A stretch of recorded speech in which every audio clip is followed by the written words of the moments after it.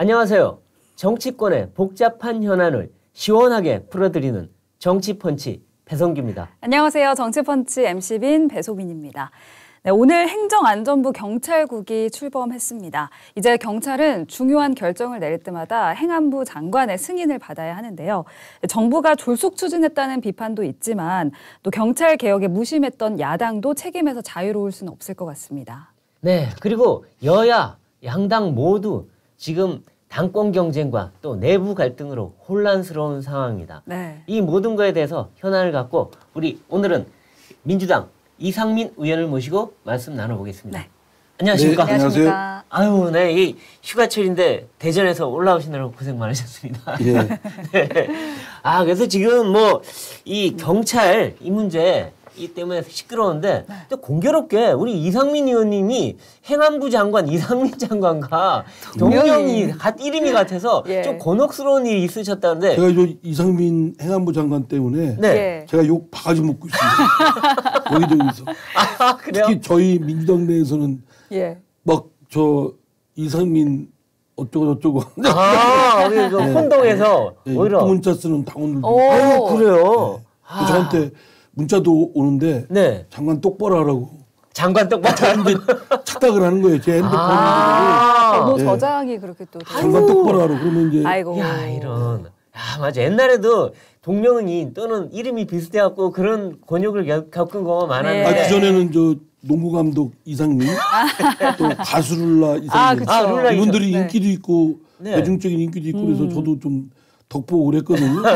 근데 이상민 행안부 장관 오고서부터 제가 지금 아, 좀 그렇군요. 그렇습니다. 아, 그렇군요. 아니, 근데 우리 시청자분들은 이상민 장관과 이상민 의원은 다르다는 거예요. 네, 확실히 다른 구분을 분이라는 걸. 이상민 국회의원은 착하고 네. 이상민 행안부 장관은 그렇지 않다. 아, 네. 알겠습니다. 네, 근데 어쨌든 이 경찰에 대한 그 행정부의 통제 이 문제 갖고 좀 논란이 붙었는데 네. 이 전체적으로 어떻게 평가하십니까? 첫째는 네, 그 우리나라는 헌법 네, 다음에 헌법이 최고의 규범이고 예. 그다음에 국회에서 제정하는 법률 그다음에는 그 법률에 따른 명령 그러니까 무슨 대통령령이나 부령 네. 뭐 이런 거와 시행규칙 네, 조례 규칙 이렇게 나가거든요. 네, 그런 단계별로 그 이렇게 되어 있기 때문에 네. 그 법 체계를 흔들면 안 됩니다. 네, 예. 그렇죠. 그러니까 헌법으로 되어 있는 사항을 법률로 바꿀 수 없고 그렇죠. 헌법에 없는 걸 법률로 마구잡이 만들 수 없고 예. 하듯이 네, 법률에 정한 거를 특별히 위임받거나 또는 그를 실행하기 위한 실무적 내용이 아니면 네, 함부로 대통령이나 장관이 네. 시행령을 만들어서 할 수가 없어요. 네. 근데 지금 이번 경찰국은 원래 이제 정부조직법에 네, 그렇죠. 행안부 장관의 사무의 내용이 들어가야 되는데 그렇죠. 예. 경찰 그 없습니다. 네, 경찰 업무가 행안부 장관에는 없습니다. 아. 그 경찰 업무는 별도의 외청인 경찰청을 통해서 하는 겁니다. 네, 그러면은 그 행안부 장관이 지금 뭐 윤석열 정부의 행정부에서 네. 생각한 대로 그 경찰 업무를 행안부 장관이 지휘를 받도록 하고 싶다. 네, 그럴 때는 정부조직법을 바꿔서 예. 네. 행안부 장관 사무에 경찰 사무를 넣어야 됩니다. 아, 근데 그런 거 없이 네. 예. 그게 잘 이제 여소야대니까 네. 쉽지 않을 것 같으니까 그냥 시행령으로 네, 경찰국을 만들었는데 네, 그것도 정부조직법 시행령이 아니고 왜냐하면 정부조직법에는 없으니까요. 네, 경찰관 뭐 직무집행법인가요? 경찰법 네. 뭐 그 법에 근거해서 그 시행령으로 한 것으로 알고 있습니다. 예. 아, 네. 그러니까 법 체계상 문제가 있다. 이건 법률로 네. 해야 그러니까 된다. 이런 말씀이시군요. 법률로 정하거나 법률로부터 위임을 받아서 해야 될 사항을 예. 함부로 그 시행령으로 네, 했다는 법치주의에 위반된다는 점. 네, 예. 이 헌정질서를 훼손했다는 점이 제일 크고요. 네. 또 그리고 이제 얘기하기를 경찰이 권한이 커졌으니까 네, 통제해야 된다. 네. 그런 명분이거든요. 네. 그거는 뭐 당연히 맞습니다. 그런데 네. 통제하는 여러 가지 방법이 있죠. 네. 방법에 대해서 구체적으로 안을 만들지를 못하고 예. 그냥 행안부 장관의 지위에 속하는 행안부 내에 네. 경찰국을 두는 것으로 막강한 경찰을 통제하겠다라고 네. 하는 것은 그 효과적인 제도의 효율성이나 성과의 측면에서도 적절치가 않습니다. 아, 그렇군요. 네. 근데 이제 이와 관련해서 경찰제도 발전위원회에도 눈길이 쏠리고 있습니다. 경찰제도의 개선을 위해서 이제 입법이 필요한 사항들을 논의하겠다면서 신설된 국무총리 소속 이제 민관합동기구인데요. 정부는 경찰대 그리고 국가경찰위원회 등을 우선 개혁 대상으로 지목을 했습니다. 윤석열 정부가 이렇게 경찰 개혁에 열을 올리는 이유는 뭐라고 보십니까? 혼자만 열을 올리면 뭐예요? 예? 아니 그 경찰들도 박수 치고 네. 국민들도 잘했다. 야당도 어이구 저 잘했네. 뭐 이런 그리고 우리도 더 좋은 안을 내야 되겠네. 이런야 되는데 네. 일방적으로 밀어붙이고 있는 거죠. 누구도 지금 그게 옳지 않다고 생각하는 사람들이 상당수가 있고 반대하고 또 경찰들은 극렬하게 옛날에 치안본부로 돌아가는 것이다. 말하면 그 정치 권력에 의해서 휘둘리는 그 시대로 퇴행하는 것이다라고 반발을 하면은 거기에 구성원들을 설득하고 공감을 얻고 하는 노력을 해야 되는데 그 노력 없이 밀어붙이기만 하고 형식적 절차를 거쳤다. 뭐 이상민 장관이 뭐 전문가들의 자문을 얻었다 그러면 본인만 자문 얻어야 뭐 하겠어요. 근데 사실 이제 독일과 프랑스 등 유럽 국가들을 보면 경찰을 통제하는 기구들이 다 있잖아요. 이에 대해서 아니 그러니까 통제에 대해서는 네. 당연히 권력기관, 검찰도 통제해야 되고 경찰도 통제를 해야 되고 네. 군도 통제를 해야 됩니다. 네. 대통령도 통제를 해야 되고요. 네. 뭐냐면 민주적 통제를 해야죠. 그렇죠. 말하자면 경찰이 권한이 수사권이 지난번 특히 검수완박 때문에 네. 수사권이 대부분이 지금 경찰로 넘어가 있는 네. 상황이거든요. 그러니까 공룡 경찰이 돼 있어요. 예. 그렇죠. 그러면 경찰 파쇼, 공룡 경찰을 제동을 걸기 위해서는 여러 가지 방안이 있습니다. 예. 네. 그거는 아직 제도화는 안 됐지만 말씀을 드리면 네. 우선 치안을 다루는 사전적 예방 기능과 예. 다음에 그 범죄가 났을 때 사후에 그 범죄를 수사해서 그를 처벌토록 하는 형사사법 기능과는 기능적으로 분리하고 조직도 분리를 해야 됩니다. 아. 예. 그러니까 예방하는 것과 사후에 범죄 수사를 하는 것과 같이 뭉쳐버리면 네. 엄청난 권력이 되죠. 그렇죠. 지금 약 15만 경찰인데 네. 일부는 치안을 다루고 있고 그렇죠. 일부는 수사를 맡고 있거든요. 그렇죠. 이걸 분리를 해야 됩니다. 아, 분리를 해야 된다. 예. 네. 완전히 조직과 기능을. 아. 지금은 분리 안 하려고 하죠, 경찰이. 아, 힘을 왜냐? 더 가지니까. 자기네 조직이 큰데 네. 분리하려고 하겠습니까? 아, 네. 분리를 시켜야 됩니다. 아, 지난번 그렇군요. 문재인 정부도 하려고 했었는데 엄청나게 뭐 저항을 하니까 쉽게 못했습니다. 아, 그렇군요. 그러니까 분리를 하고 네. 또 이제 자치경찰이라고 있죠. 네. 각 주민의 생활과 관련된 여러 가지 그런 부분과 관련된 경찰 작용들은 자치경찰로 돌려줘야 됩니다. 아. 그러니까 지금의 경찰의 기능과 조직을 치안 기능과 수사 기능을 분리하고 예. 또 국가의 경찰과 자치경찰을 분리하고 아. 그리고서도 부족하죠.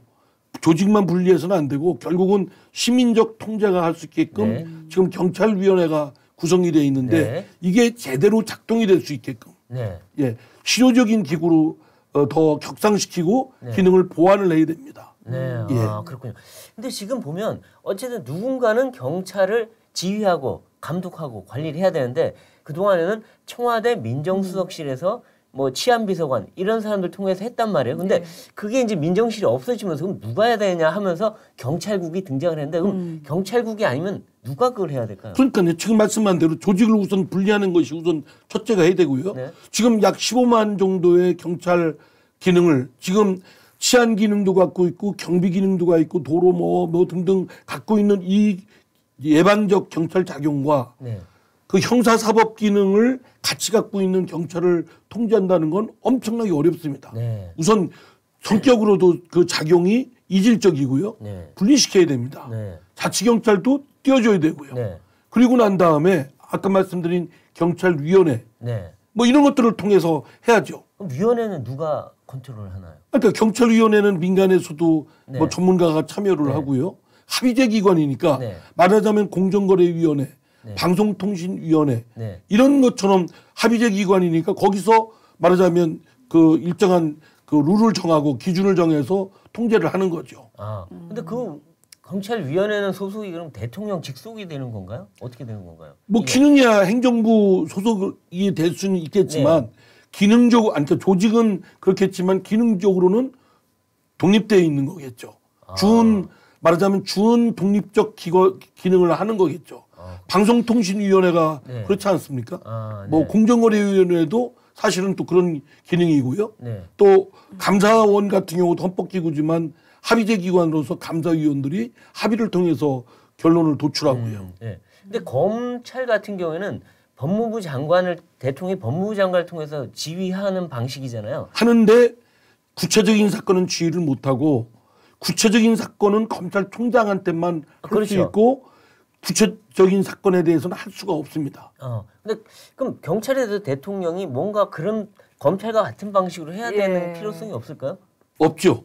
사실 법무부에서도 근데 네. 법무부는 네. 정부조직법에 법무부 장관의 사무에 검찰이 딱 들어가 있습니다. 네. 그러니까 법무부 장관 사무에 검찰이 들어가 있기 때문에 그 조직인 법무부에 검찰국이 있는 건 자연스러운 거죠. 아, 이건 법이 그렇게 안 돼 있다. 그런데 행안부는 네. 경찰이 없습니다. 근데 네. 그 경찰에는 치안 기능과 형사사법 기능이 같이 들어가 있죠. 네. 굉장히 날카로운 칼을 쥐어진 겁니다. 그렇죠. 근데 그것이 정부조직법에는 없습니다. 네. 없기 때문에 넣고 싶으면 법무부처럼 경찰이라는 사무를 법률 개정을 통해서 넣어야 되는데 네. 그렇게 하는 방법이 유효적절한 방법으로 보기는 어려운 것이 말씀드린 대로 치안 기능과 형사사법 기능은 조직 일 기능적으로 분리를 시켜야 됩니다. 자치기능도 분리시켜야 돼요. 그 근본적인 개혁을 말씀하시는 예, 거군요. 그렇습니다. 네, 근데 네. 이거를 검수완박할 때 네. 사실은 안 같이 했죠. 갔어야 됩니다. 네. 같이 갔어야 되는데 그냥 검찰 수사권을 경찰에 넘기는 것만 그러니까 검찰 수사권 박탈하는 데만 현행돼 가지고 후닥닥 해버린 거죠. 그렇군요. 치명적인 결함을 갖고 있는 겁니다. 그러니까 같이 갔어야 되는 거죠. 검수완박 너무 서두르다가 맞아요. 법 체계나 경찰 체계가 이상해져 버린 저도 뭐 거군요. 책임의식 느낍니다. 그렇군요. 그러니까 시작은 민주당에서 먼저 시작이 됐는데 지금 너무 또 이 정권도 너무 서두르고 있다 이런 얘기를 말씀하신 거예요. 너무 서두르는 게 아니라 뭐 매사를 서두르고 있죠.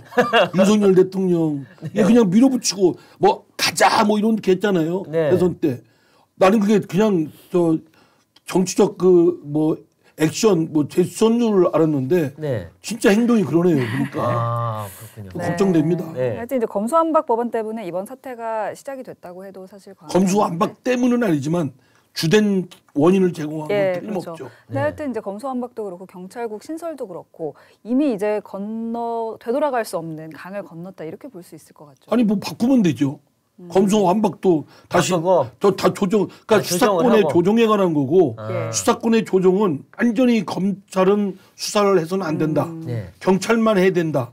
이 뭐 절대적인 자명한 진리는 아닙니다. 수사권을 어떻게 배분할 것이냐는 어떻게 수사 목적을 하는데 국민한테 편안하고 이익되게 하느냐에 초점을 맞춰서 조정하고 배분하면 될 일입니다. 그러니까 네. 이제 검수완박도 포함해서 경찰국도 다 해서 다시 한번 근본적인 개혁을 하자 그렇습니다. 이런 말씀을 드립니다. 경찰 기능도 말씀드린 대로 예. 치안적 기능과 형사사법 기능을 분리하고 예. 또 자치경찰도 분리하고 그리고 검찰도 말하면은 지금 이제 수사권을 조정해서 경찰을 상당 부분 넘기면 검찰이 자체가 지금 비대합니다. 네. 그러면 상당 부분의 검사들의 인력은 법무부로 정책 기능으로 돌리고 네. 그리고 일정 부분은 저 수사 기능 파트로 돌리고 네. 나머지 한 3분의 1 정도만 그러니까 지금 한 2,000명 정도의 검사가 있는데 예. 한 700명 정도만 공소제기 유지의 역할만 맡는 그 검찰로 남겨두면 될 일이라고 생각됩니다. 그렇군요. 네, 한편 또 지난주 국회에서는 윤석열 정부 첫 대정부 질문이 열렸습니다. 특히 스타 장관이 한동훈 장관에 대한 또 관심이 쏠렸는데 그 이제 어떻게 좀 보셨나요? 청문회에 이어서 이번에도 한동훈 장관의 뭐 대승이다 이런 이야기가 나왔는데 민주당 의원들은 좀 약간 그렇고요. 우리 충청도 사투리를 거시기도 하고 아니 도대체 준비를 도대체 어떻게 했는지는 좀 뭐라고 좀 하고 싶어요. 예. 네네. 그리고 한동훈 장관은 예. 정말 뻣뻣하고 아니 그러니까 이 국회의원들이 예. 개인 국회의원이 아니잖아요. 네. 개인을 상대로 뭐 사람끼리 개인끼리 만나면 상대 기분 나쁘면 표시도 할 수 있고 하지만 국회의원은 국민을 대변하는 사람들입니다. 그렇죠. 예. 국민을 대신해서 한동훈 법무장관한테 윤석열 정부한테 묻는 거예요. 네.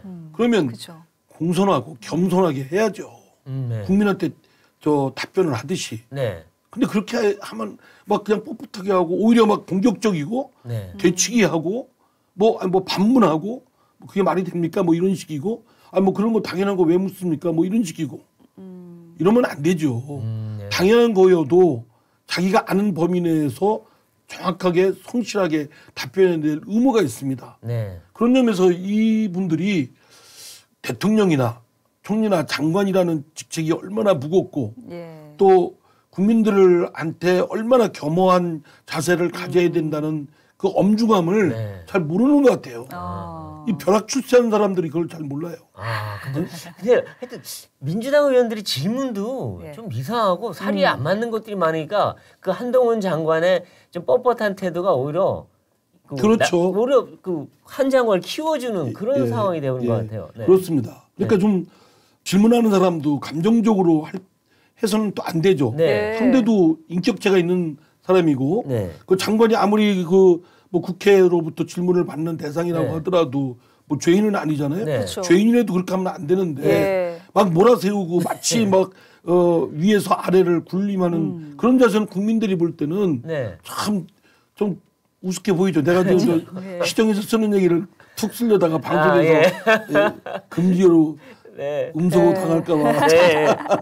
근데 이 최강욱, 김남국 의원도 전에 청문회 때 그랬고 이번에 박범계 의원도 그렇고 이 한 장관하고 논쟁을 하면 자꾸 이상하게 엉뚱한 말이 나오고 예. 또 판판이 깨지는 느낌이 드는데 왜 이런 걸까요? 뭔가 뭐 준비 부족이 제일 크죠. 준비 부족이다. 예, 그리고 그 상대를 제압해야 되겠다는 상대로 생각을 하면 마음이 조급하고 그쵸. 막 누르고 싶고 이제 네. 막 엉뚱한 소리가 나가 국민들이 그렇죠. 바라보기에는 굉장히 사납게 보입니다. 네. 예. 근데 그런 모습을 국민들이 보기 좋아하실까요? 네. 그렇지 않죠. 그렇죠. 그러니까 그 상대도 말씀드린 대로 존중을 해야 되겠다. 그리고 이견이 있을 수 있죠. 이견이 있는 건 이견인 대로 그 판정은 국민이 하시는 거거든요. 네. 굳이 상대하고 논쟁에서 이기려고 할 필요가 없어요. 이길 네. 수도 없고 네, 네. 그냥 나와 당신은 이런 의견인데 당신의 의견은 내가 내 입장에서는 이렇게 생각한다. 라는 정도만 국민들한테 참고로 제공하면 네. 될 일인데 네. 제압하려고 하죠. 제압하려다가 오히려 제압당하는 거군요. 그러니까요. 그러니까 네. 이렇게 한동훈 장관은 오히려 돋보이게 해주면서 이러다가 이제 한동훈 장관을 대선 후보로 만드는 거 아니냐. 별로 돋보이지는 않던데요. 제가 볼 때는.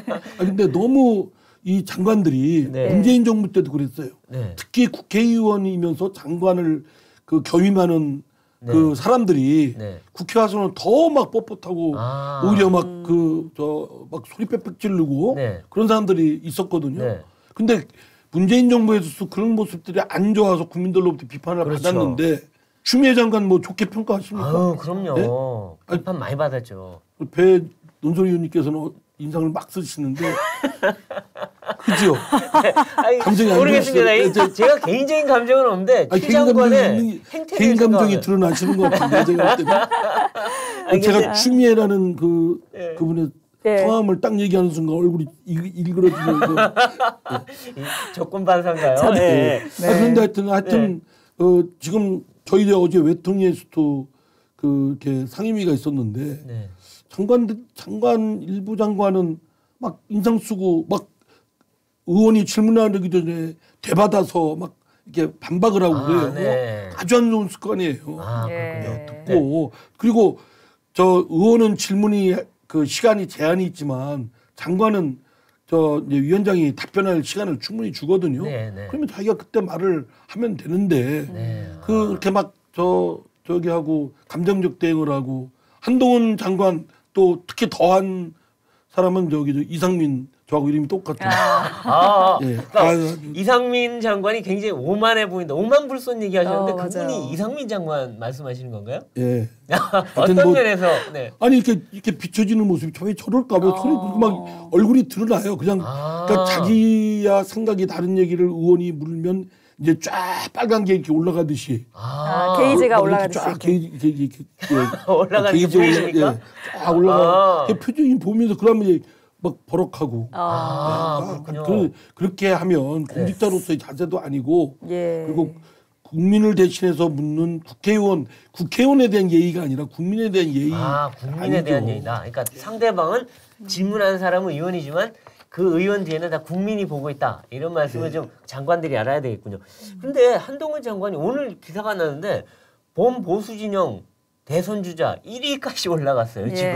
그러니까 오세훈 시장도 제쳤는데 전번에는 동률이었다가 맞아요. 왜 이런 걸까요? 저희도 좀 그러니까 정치한 질만 되지도 않는데. 한마디로 세상이 미쳐가고 있는 거예요. 저쪽이나 이쪽이나 우리 쪽이나 상대 쪽이나 네네. 좀 이렇게 보시면 좀 뭔가 약간 소위 그걸 팬덤이라고도 하는데 네. 저는 팬덤의 더 악질적인 강성의 팬덤이 양쪽으로 흐르고 있어요. 극단적인 풍조가. 네. 그러니까 그냥 합리적이고 밋밋하게 하고 평범하게 자연스럽게 하면 별로 도드라지가 않습니다. 그렇죠. 그런데 한동훈 장관의 어떤 그 이야기를 들어보면 틀린 말은 하나도 없지 않습니까? 굉장히 좋아하시는군요. 저의 개인적인 그런 건 아니고. 추미애 장관은 틀린 말을 하십니까? 태도도 소리를 지르거나 하지 않고 항상 차분하게 말씀하시잖아요. 그러니까 좋게 보이면 모든 게 좋아 보이시고 여론조사할 때 한동훈 이렇게 찍으시면 아니. 객관적으로 네. 봤을 때. 네. 아니 물론 말을 하는데 네. 내용도 중요하지만 태도도 중요하죠. 네. 태도에 아까 말씀드린 대로 네. 아는 거에 대해서 성실하게 하나부터 열을 알면 하나부터 열까지 설명을 하고 네. 또 하나부터 다섯만 알면 하나부터 다섯도 하고 네. 그리고 그거에 대해서 상대 질문자에 대해서 반박하거나 이렇게 할 이유가 없는 겁니다. 그냥 나는 이렇게 생각한다. 그렇게 생각합니다. 예, 저는 저 의원님의 그 생각에 저는 다른 이견이 있습니다. 이렇게 하면 돼요. 네. 근데 그렇지 않고 뭐 이렇게 막 싸우듯이 한번 보세요. 봤죠. 예. 근데 이제 질문 자체가 공격적이니까 대답하는 사람도 사실 이렇게 가는 말이 와야 오는 말도 고운데 하기가 쉽지 근데 않을까 싶거든요. 조금 더 자기가 더 품격 있으려면 예. 오는 말이 들어오도 네. 가는 말은 고맙습니다. 네, 참 어려운 일이네요. 예. 쉽지 네. 않지만 네. 하면 됩니다. 왜냐하면 들어온 말 할 때는 딴 생각하면 되거든요. 네. 우리 국회에서도 이렇게 하면은 정말 쉽지 않을 것 같아요. 막 진짜 막 끌어오르잖아요. 네. 그때는 이제 딴 생각하는 거예요. 딴 생각을 해야 된다. 아름다운 저 바다, 또 남해안 바다, 제주도 살랑거리는 바람 소리, 고도의 상상력이 필요할 거예요. 유채꽃 뭐 이런 거 생각하면서 장미 이런 거 생각하면 예. 좀 이렇게 되죠. 우리 이상민 의원님한테 그 비법을 한번 전수 받아봐야 될 것 같습니다. 네. 그리고 지금 이제 윤석열 정부가 출범한 지 이제 2달 남짓 됐는데 이제 3달째죠. 근데 이 지지율이 20%대까지도 떨어진 조사가 나왔어요. 그러니까 참 이 굉장히 어려운 상황인데 윤 정부 출범 3달도 안 돼서 이렇게 어려움을 겪는 근본적인 이유가 뭐라고 생각하십니까? 저는 20%가 아니라 더 떨어질 가능성이 높다고 생각을 해요. 왜냐하면 여론조사 떨어지는 것이 그냥 어느 특정한 쟁점 때문에 떨어지는 게 아니고 전반적인 그런 행태, 내용 다 포함해서 떨어지는 거예요. 그리고 그건 오로지 대통령한테도 있고 대통령 주변 참모들한테도 있고 김건희 씨한테도 있고 또 국민의힘 집권 여당한테도 있고 총체적인 난국을 지금 쌓여 있는 상황이거든요. 근데 이것이 이제 그 사람들한테만 딱 한정이 되면 모르겠는데 오로지 국민들한테 국가 운영하는데 막대한 그 악영향을 줄 것이기 때문에 큰 문제죠. 그렇죠. 예, 저는 윤석열 대통령의 밀어붙이기 일방적 그런 데서 비롯되는 겁니다. 듣지 않는 거. 태도에서. 그럼 뭘 본인이 얘기했지 않습니까? 네. 본인이 내온 그대로만입니다. 다 100% 그렇게 못한다 하더라도 본인이 내건 것은 공정과 상식이에요. 상식대로 하면 됩니다. 또 하나 협치와 통합한다고 그랬어요. 네, 그렇죠. 협치와 통합하면 돼요. 그러니까 통합 안 해도 돼요. 협치만 해요. 협치하는 신용만이라도 해요.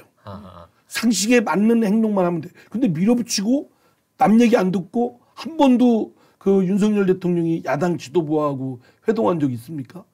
만나자고 한 적 있어요? 전에 한 번 딱 네. 있었는데 야당이 걷어찼죠. 거절했죠. 한번. 아니 그러니까 네.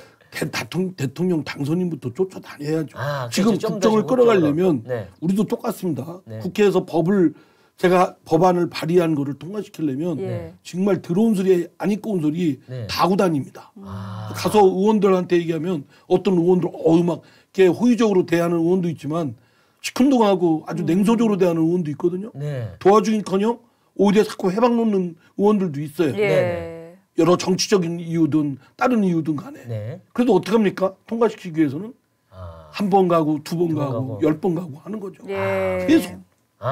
그렇죠. 그런 노력이 그렇게 필요하죠. 해도 될까 말까인데 네. 국정을 끌어가고 반대파가 엄연히 있고 그 반대파가 0.73%의 아주 완고한 반대파예요. 네. 그래서 이쪽도 완고하고 강고하고 저쪽도 강고하고 저쪽의 지지자를 끌어오기가 어렵습니다. 그렇죠. 그러니까 0.73의 간극을 더 좁히기가 더 벌리기가 어려워요.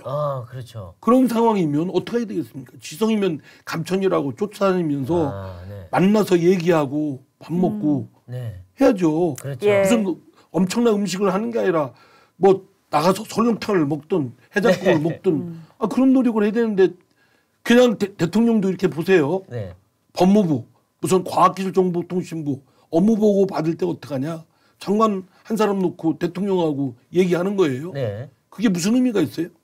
그게 무슨 의미가 있냐고요. 네. 예. 예.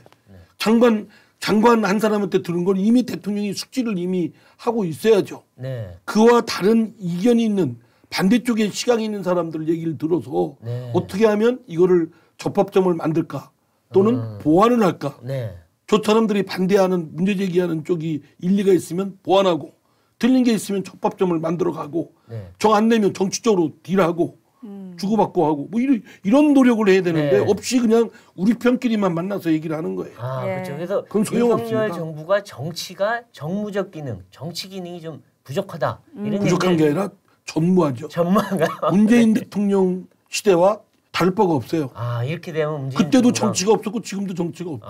그렇죠. 근데 야당도 그동안은 왜 뭐 그래도 허니문 기간이라는 게 옛날에는 몇 달이라도 있었는데 요번에는 아예 처음부터 없었거든요. 그러니까 야당도 너무 반대만 하고 발목 잡는 거 아니냐 이런 비판도 그러니까 있어요. 야당이 뭐 개가천선하길 바라지 마세요. 예? 원래 그러니까 야당 원래 뭐 국민의힘이든 더불어민주당이든 네. 당명만 바뀌지. 네. 저도 여당 야당을 해보지만요. 네, 네. 당명만 바뀌지 하는 짓은 똑같아요. 예. 그러니까 야당이 왜 네. 발목만 잡냐? 놔두세요. 발목 잡는 게 저 본능이니까 그 본업이니까. 네, 네. 그러니까 중요한 거는 국정을 끌어가는 리더십은 대통령 아닙니까? 그렇죠. 집권자 그러기 위해서 국정을 맡은 거 아니겠어요? 네. 저한테 대통령 시켜주십시오. 여당 시켜주십시오라고 한 거 아닙니까? 네. 그러면 됐으면 권력을 잡았으면 그에 합당한 노력을 해야죠. 그렇죠. 예. 그렇죠. 네, 그렇군요. 그러니까 지위가 높아질수록 네. 권한이 많아질수록 뻐기고 군림하는 것이 아니고 네. 아쉬운 소리를 많이 하고 다녀야 되는 거예요. 예. 하긴 미국 대통령들이 뭐 전체 국정의 한 3분의 1 이상을 야당 의원들 설득하는데 뭐 쏟는다 이런 말도 있더라고요. 저 대통령 시켜주면요. 네. 99%는 야당 설득하는 거예요. 그렇군요. 네. 이번에는 뭐 이 민주당 지금 당권 경쟁이 치열하게 벌어지고 있는데 네. 민주당 전당대회 얘기로 가보겠습니다. 지금 이제 예비 경선 해가지고 컷오프를 했어요. 그래서 세 분이 본선에 올라갔는데 예. 이제 이재명 뭐 의원은 당연히 올라갈 거라 생각했고 박용진, 강훈식 이게 3파전으로 가게 됐습니다. 네. 이번에 예비 경선 결과는 어떻게 평가하십니까? 이재명 의원이 떨어졌으면 참 좋았을 텐데 네. 예. 이재명 의원은 뭐 다음에 기회도 있고 뭐 하니까 네. 저기 하면 파란을 일으켜야 막 그렇죠. 국민적 관심 있고 막 맞아요. 뭐가 용소좀 치고 흙도 그 흙가름도 있어야 되고 네. 물가름도 있어야 되잖아요. 네. 근데 그런 게 없이 그냥 정체돼 있잖아요. 그렇죠. 그러니까 좀 밋밋하고 재미도 없고 네. 그렇죠. 아. 그렇다고 노선 투쟁을 치열하게 하는 거냐? 그것도 아니고. 그렇죠. 예. 그렇죠. 또 그리고 그 사이에 우리는 지금 작년 재보궐선거부터 대선, 지방선거 박살났지 않았습니까? 네. 그럼 지금 막 끙끙거리면서 자기 맞아요. 개혁, 자기 혁명을 하기 위해서 예. 골똘해야 되는데 맞아요. 그 사이에 불과 지방선거 끝난 지 지금 한 2개월도 네, 2개월. 안 되는 네. 네. 그 사이에 저 윤석열 대통령하고 또 그 국민의힘하고 정부 쪽에서 헛발질하고 있지 않습니까? 네. 이상민 장관도 헛발질하고 있고 욕먹고 있고 네. 뭐 그러면서 지지도 떨어지고 있고 네. 그러니까 우리한테는 저게 독입니다. 아, 오히려 독이다. 독이죠. 왜냐하면 우리가 지금 자기 개혁, 자기 혁명을 하기에 지금 급급한 아. 지금 골똘하게 거기에 전념을 해야 되는데 네. 네. 저렇게 헛발질하니까 네. 우리는 지금 여기 자기 개혁하는데 전념하는 게 아니라 저쪽 공격하는데 아. 그리고 강경파가 득세라죠. 네, 그렇죠. 예. 아, 쇄신을 해야 살 수 있다고 해야지 쇄신을 하는데 저쪽이 실수하기만 기다리면 안주하고 있는 그런 상황이 될 수 있는 거예요. 실수를 하고 있으니까요. 야, 이거 굴러오네 이거 이렇게 생각을 합니다. 아. 양당이 지금까지 그렇게 해왔어요. 그죠. 예. 서로 상대 실수만 바라고서. 저 이 양당의 아주 끈적끈적한 이 카르텔 동맹을 깨는 게 한국 정치의 업그레이드인데 쉽진 그렇죠. 않죠. 네. 그런데 어쨌든 지금 더불어민주당으로서는 전당대회가 8월 달에 있기 때문에 그를 계기로 치열한 노선 투쟁을 통해서 탈바꿈하는 모습을 보여야 되는데 네. 사실은 그 기대하기가 쉽지 않습니다. 네. 아, 그렇군요. 네. 네. 근데 이제 또 이재명 의원 같은 경우에는 어대명, 어차피 당대표는 이재명이다. 될 가능성이 사실 가장 높은 후보이잖아요. 이제 나머지 두 분, 박용진 의원과 강훈식 의원. 단일화의 지금 움직임이 조금 가능성이 좀 적어 보이는 제가 볼 상황인데. 때는 뭐 가능성이 별로 없는 것 같아요. 아, 그래요? 예. 어. 왜냐하면 네. 박용진 의원은 굉장히 적극적인 것 같은데 네. 네. 강훈식 의원은 뭐 그렇죠. 저 요리밴들 조리밴들 하고 있더라고요. 네. 근데 사실 단일화를 한다고 해도 이재명 의원을 이기기는 쉽지 않을 것 같거든요. 그렇죠. 그러니까 더욱더 단일화를 해서라도 승부를 한번 해야 아. 뭐가 좀 될 텐데 지금 강훈식 의원 얘기 들으면 뭐죠? 가치를 공유할 수 있느냐 네. 뭐 하느냐인데 그건 뭐 당연한 얘기고 공자 말씀하고 있는데 그건 쓸데없는 얘기인 거 아니겠어요? 네. 단일화를 하나라는 정치 선수들끼리의 얘기인데 네. 그 동문서답하는 얘기를 뜬금없는 얘기를 하는 거 보고 제가 볼 때는 쉽지 않다. 생각은 딴 데가 있구나. 예. 시선이 이런 생각이 근데 들어요. 만일 단일화를 하면은 이재명 후보를 꺾는 단일 후보가 꺾는 그런 이변이 일어날 수 있다고 보십니까? 그것도 쉽지 않죠. 쉽진 않다. 예. 근데 가능성은 어느 정도나 있다고 보십니까? 그걸 10%? 알면 제가 당대표 제가 그걸 어떻게 퍼센트로 얘기를 할 수 있어요. 네.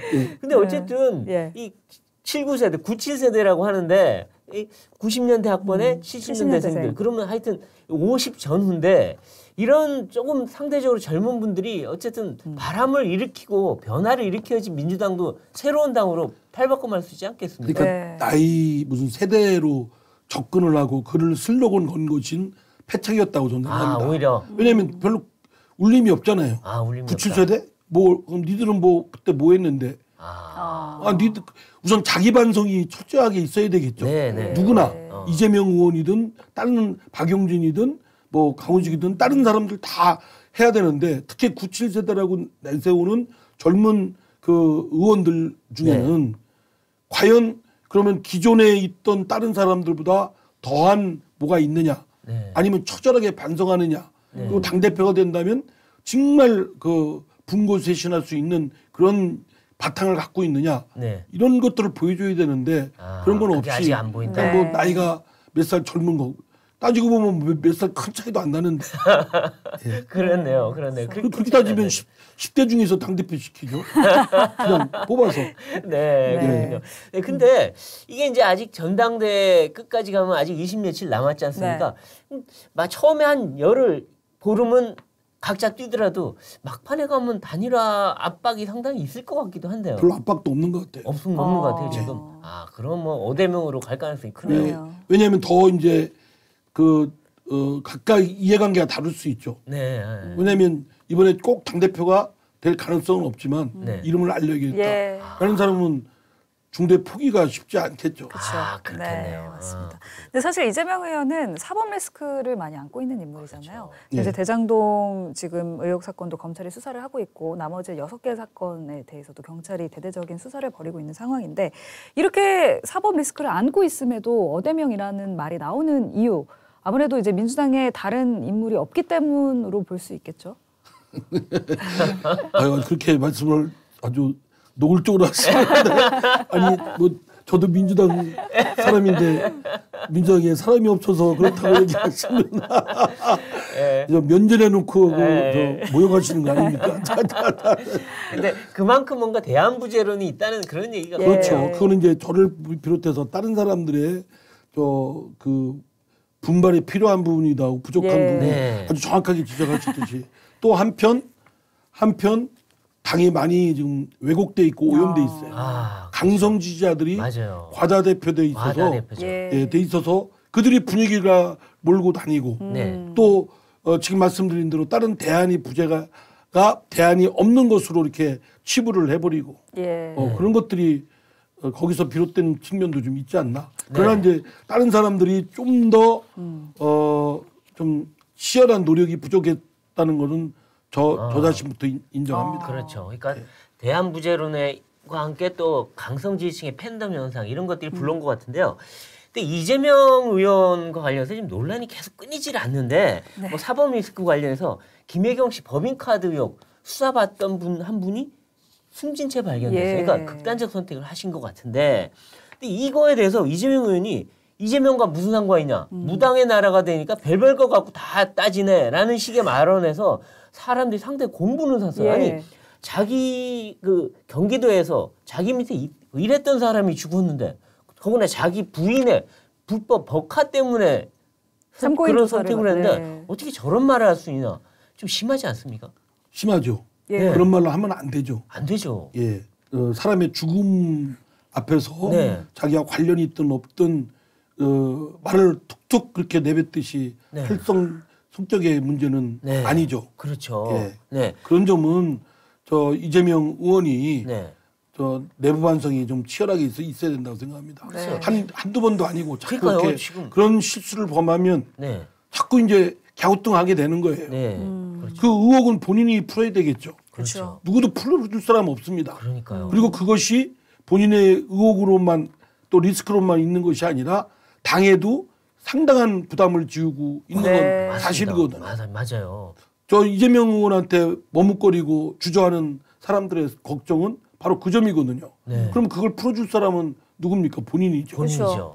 근데 이거를 자꾸 증폭시키고 오히려 좀 엉뚱한 쪽으로 논란이 되게끔 번지게 하는 것은 본인이 초래한 것이기 때문에 본인이 빨리 수습하고 앞으로 이런 일이 없도록 더 그 언동에 좀 조심을 해야 되겠죠. 그러니까요. 성남 도시개발공사의 그 간부들이 2명이 또 극단적 선택을 했고 또 변호사비 대납 의혹 제기했던 제보자는 또 의문에 그냥 뭐 물론 병사라고는 하긴 했는데 갑자기 죽었고 이번이 4번째예요. 그럼 사람들은 다 이건 무슨 이재명 주변엔 저승사자가 따라다니나 뭐 이런 약간 불안감을 느낀다고 얘기를 하죠. 지금.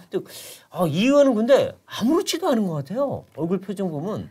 뭐 나랑 뭔 상관이야. 매일 이런 얘기예요.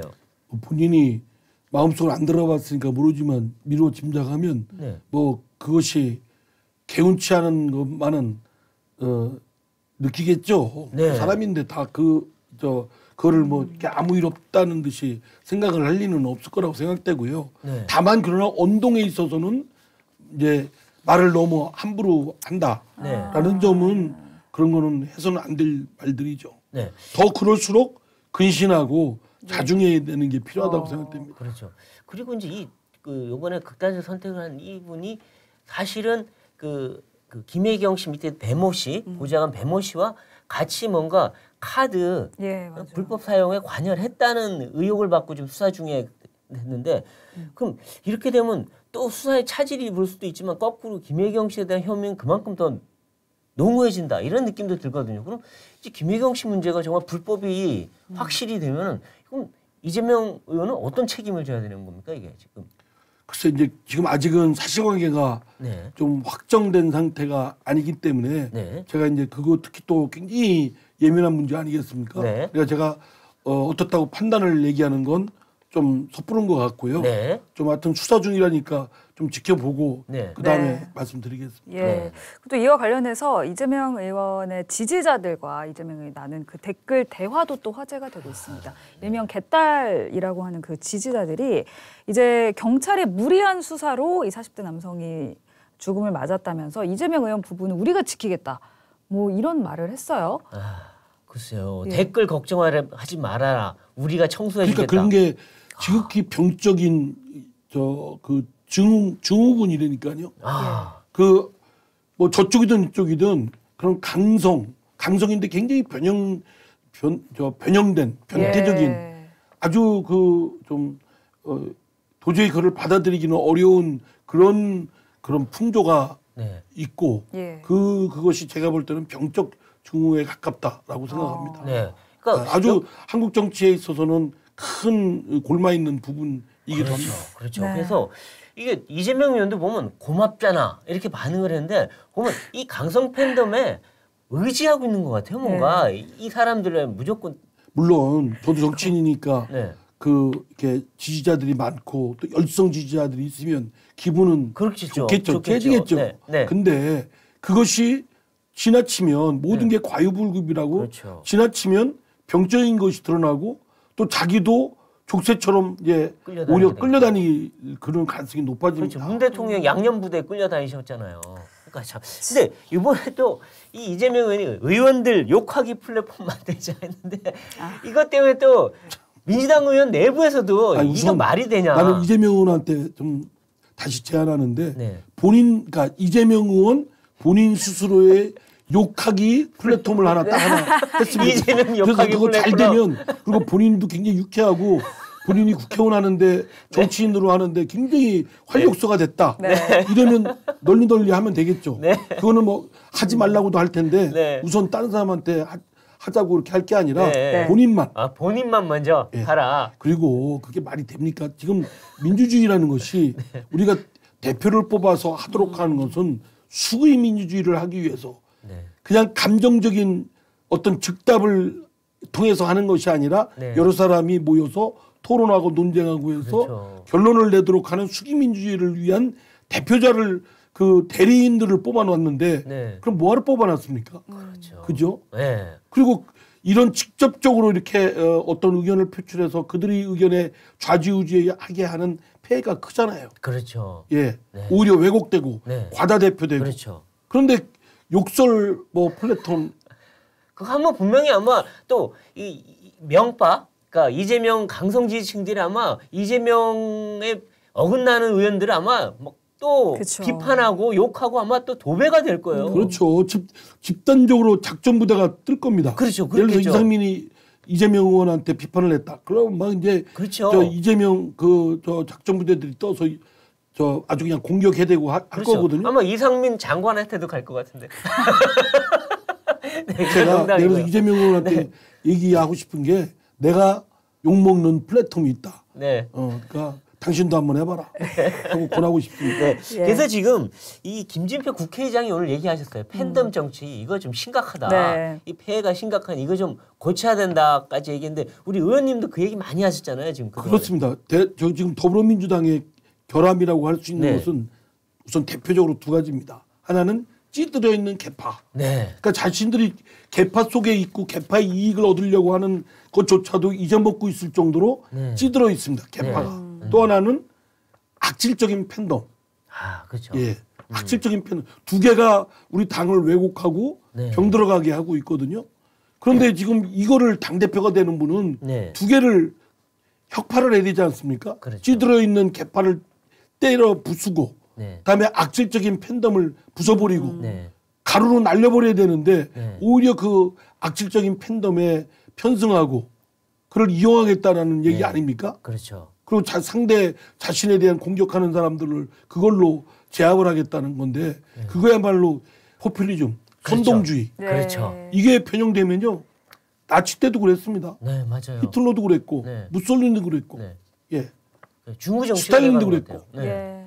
그다음에 목대통 그 홍위병들도 다 그렇게 했지 네. 않습니까? 맞습니다. 예. 네. 네. 뭐 이런 것들 김일성 마찬가지고요. 네. 박정희 시대 때도 있었고 전두환 시대 때도 있었고 네. 뭐 그 이후에 시대도 아주 교묘하게 옛날처럼 총과 칼을 들이대는 건 아니지만 그렇죠. 군중으로서 네. 제압을 해가지고 상대를 꼼짝 못하게 하고 민주주의를 질식시키게 만드는 아주 나쁜 아주 독소입니다. 그렇죠. 네, 그렇죠. 맞습니다. 그거를 이재명 의원이 당대표 되겠다고 하면서 그런 말을 툭 내뱉으면 그러니까요. 네. 다시 한번 생각하죠. 이재명 의원의 철학은 도대체 뭐지? 반민주주의인가? 네. 반 더불어민주당인가? 같이 하겠다는 게 아니라 혼자. 예. 그리고 민주가 아니라 혼자 독단적. 예. 이것만 하겠다는 건가? 그러니까 목표가 내가 대통령이 되는 것. 이것이 전 목표인 것 같아요. 대통령 돼봤자 임기 5년 짧습니다. 그렇죠. 예. 네. 그리고 나서 뭐 합니까? 욕바가지 먹고 와서 시위대가 밤새도록 스피커 틀어주고 잠도 못 자고. 그렇죠. 맞습니다. 그리고 잘못하면 저 감옥에도 가시는 분이 많아요. 그러니까요. 그러니까 대통령 하는 건 좋은데 네. 올곧은 방법으로 그렇죠. 정해진 방법으로 네. 하는 거죠. 그리고 예. 선택은 국민이 하는 거고요. 맞습니다. 맞습니다. 네, 한편 또 이제 국민의힘 이야기를 좀 해보자면은 여당의 이제 내홍도 깊어지고 있는 상황이에요. 이제 그렇죠. 권성동 당대표 권한대행은 당대표 권한대행직에서 물러났고, 그래서 이제 또 이제 여당 지도부는 공백 사태를 맞았는데 하반기 국회 운영에도 좀 차질이 생기지 않을까 차질이 싶거든요. 있죠. 그러니까요. 여당이 국정을 끌고 나갈 리드를 해야 될 그렇죠. 세력 아닙니까? 네. 정부하고 합심이 돼서 국정을 끌어가야 될 맞습니다. 책임 있는 네. 그런 주도 세력인데 주도 세력이 지금 헷갈려서 자기네끼리 싸우고 있고 네. 자리 싸움하고 네. 있고 뒤죽박죽이고 엉망진창 뒤죽박죽 엉망진창이에요. 네. 그리고 국민의힘 권성동 저 비대위원장이 이제 그만뒀지 않습니까? 그 사람한테만 책임 묻지만 그 사람 책임 실책임 않죠. 네. 책임져야죠. 근데 그 사람만 책임질 일이 아니고 네. 국민의힘만 책임질 일이 아니고 윤석열 대통령 네. 책임져야죠. 네. 그리고 윤석열 대통령 주위에 참모하는 청와대 대통령 비서실장, 네. 정무수석, 네. 뭐 무슨 소통수석인가, 그리고 또 저 그 인사가 다루고 있는 인사팀들, 그리고 정부에 지금 말썽을 일으키고 있는 이상민 행안부 장관, 그다음에 그 5년 또 5세 입학, 만 5세 입학 또 해서 평지풍파 일으켰던 네. 그 박순애 박순애 장관. 장관인가요? 네. 예. 뭐 이런 분들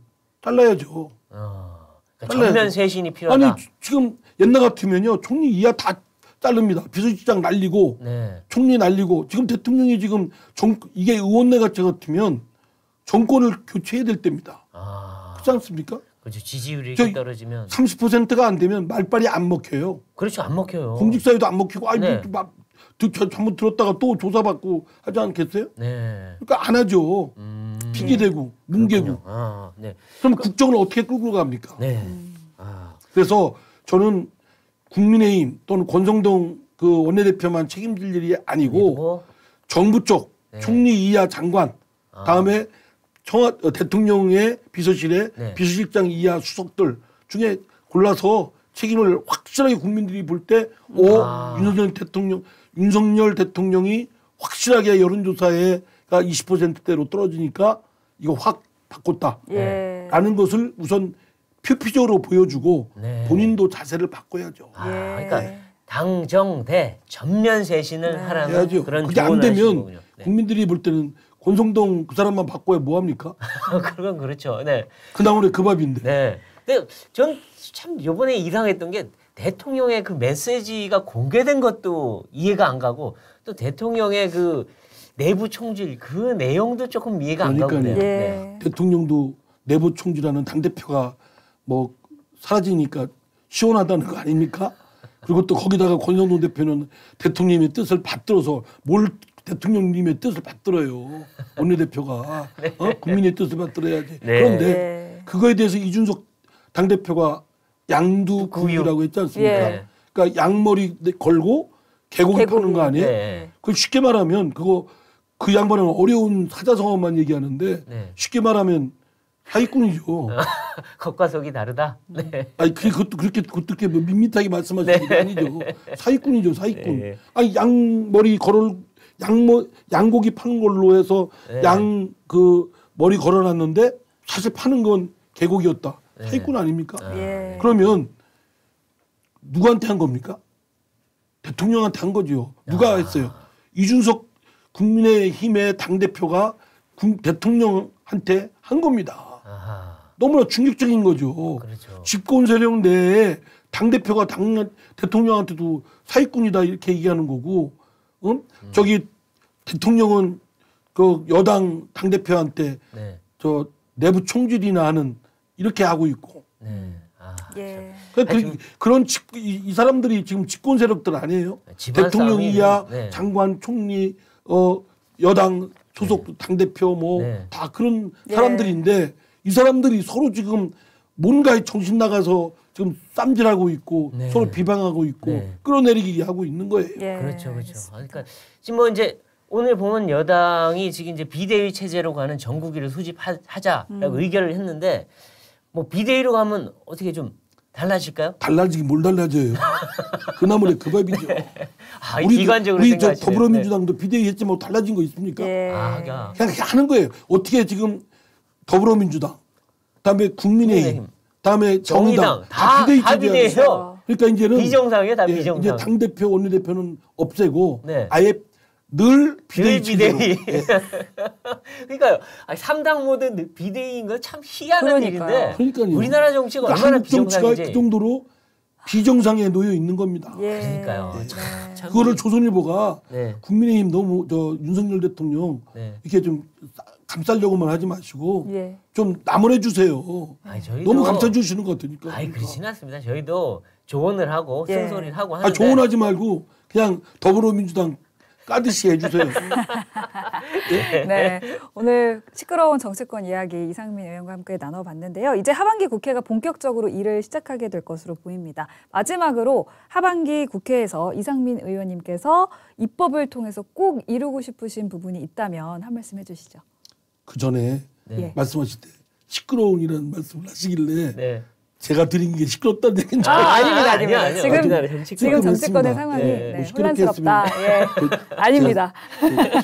죄송하다는 말씀 드렸고요. 네. 예.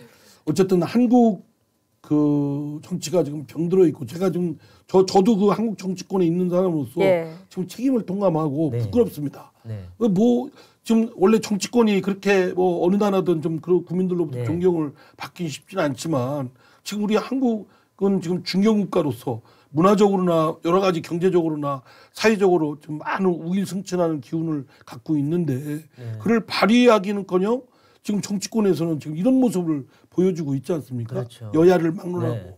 그런 점은 저는 일대 그 혁명에 가까운 것을 해야 되겠다라는 네. 생각을 해서 제가 지금 준비 중인 게 말씀드린 대로 이런 것들이 양당이 서로 간에 선의의 경쟁을 통한 한국 정치의 업그레이드를 하는 게 아니라 서로 끈적끈적한 카르텔 동맹을 맺어서 독과점 구조를 유지하고 있다. 네. 여기에 정치권의 말하면 경쟁의 원리가 작동이 안 된다. 네. 그러니까 어떤 때는 더불어민주당이 정권 잡지만 별로 달라진 게 없고 네. 그래 바꿔서 더불어민주당이 잡은 게 잘못해서 국민의힘 쪽으로 넘어가서 하는 거 보면 뭐 더 나은 것도 없고 네. 점점 더 악화되는 것 같기도 하고 네. 이런 것들을 부수려면 혁파하려면 결국 이 독과점 구조를 깨야 된다라고 생각해서 지금 정치개혁법을 준비를 하고 있습니다. 네. 거의 다 그렇군요. 성한 단계에 있는데요. 예. 정당도 마음대로 하고 싶은 사람들 할 수 있게끔 네. 기본권 차원에서 하고 그다음에 선거구제도 지금 한 선거구제에서 한 명만 뽑는 것이 아니고 네. 여러 명을 뽑는 대선거구제를 통해서 네.